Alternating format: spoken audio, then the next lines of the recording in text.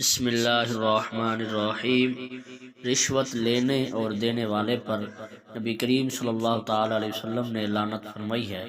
چنانچہ رشوت لینا اور دینا دونوں ناجائز ہیں، اس لیے حتی الامکان رشوت دینے سے بچنا بھی واجب ہے۔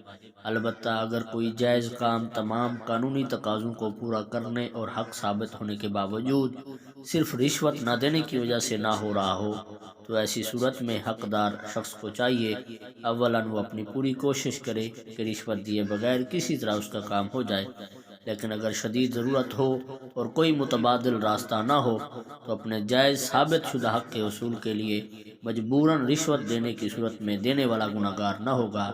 البتہ رشوت لینے والے شخص کے حق میں رشوت کی وہ رقم ناجائز ہی رہے گی اور اسے اس رشوت لینے کا سخت گناہ ملے گا۔